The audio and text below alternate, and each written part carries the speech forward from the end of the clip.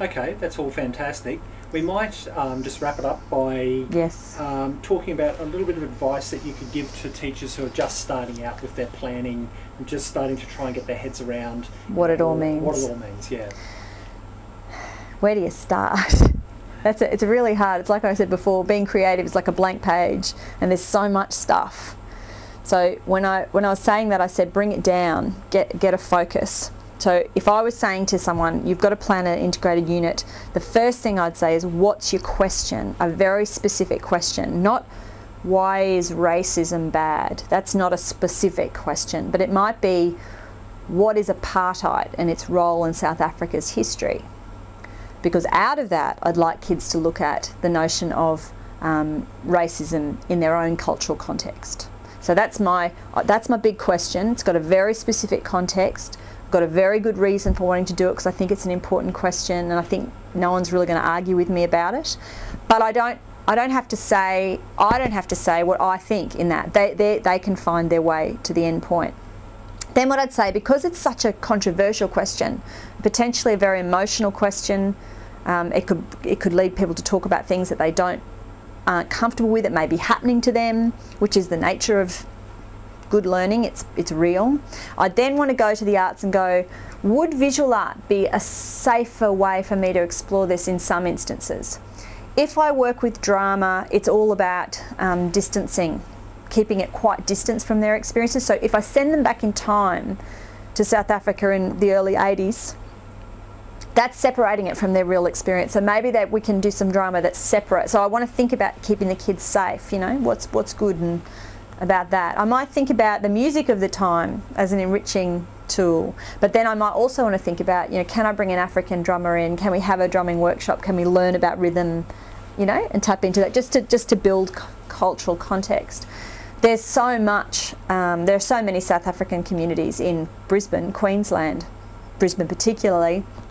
Is there some way I can look with my inquiry method of bringing some people who are willing to speak, you know, to the kids about those experiences? Could we film those experiences? You know, so I've got all that on film that I can use the next year when I don't have time to find a guest speaker. So it's kind of me thinking as a teacher, what do I want the kids to have? I want them to have a rich cultural experience. I want them to have a safe experience where we can look at a big question but not find ourselves stuck right in the middle of disclosing everything that happens to us personally, although I might provide an individual written experience confidential to do that if I think that that's needed.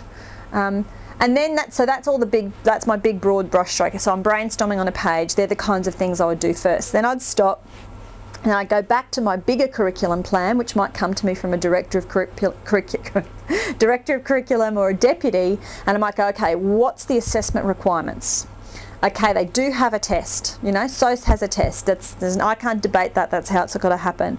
So I've got to then think, okay, there's a test, but then there's something called project work, which isn't so well defined. So I think, okay, what do I need to have, you know, what knowledges must appear through this planning, and what's this project thing? You know, what's the flexibility around maybe having 5 potential ways kids express their learning for this? How will I know that they've expressed their learning? Like, how will I assess that? I'll be wanting to see if they choose, say, drama or music to express, or visual art to express their understanding of this big question. How will I know what it is I'm seeing? So I'm going to have to really think that through, and then from these critical assessment points, I then sort of take all this mess and I back plan week by week. And I go, oh, okay, so if we want to do a film and a drumming workshop, you know, timing-wise, I've got 6 weeks, this is going to take 12 weeks, okay, when's the sports carnival, when's the Year 8 thing happening, how do I fit all that in? So it's really about going, here's my great big question, all my potentials, big mind map on the page, then here's my assessment. What is this actually assessing? Why am I assessing this way? How will I know they've actually done what I think they've done or I want them to do? And I have to answer all that first, and that might be a point as a beginning teacher you get some help. I think writing good assessment is something that takes some time to get good at. So that's where you'd maybe enlist a mate, and maybe you'd enlist a specialist in the art forms in your school to give you some support there if the arts don't come naturally, and vice versa. Maybe you'd go to a geography or history person and say, look, I really want to explore this particular point.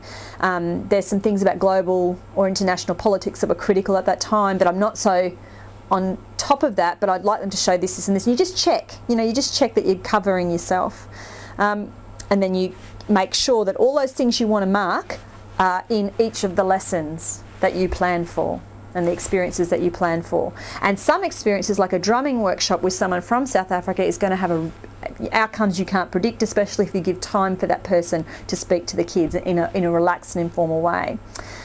Or even have the kids research and prepare so that they feel really confident, depending on their age group and what you're trying to teach them.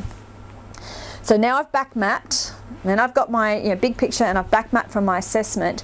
The next thing I do is put significant points along that journey where I can check I'm doing what I thought I was doing and make adjustments if I need to. So I might have an experience here where I'd see some of the kids work, or an experience here where someone else would come and see some of the kids work, where they're at, what they're doing. So I'd actually put significant formative moments before this summative assessment in place, so that I know this big, rich, complex kind of idea and experience has got that infrastructure there to support me and the kids as we go through it.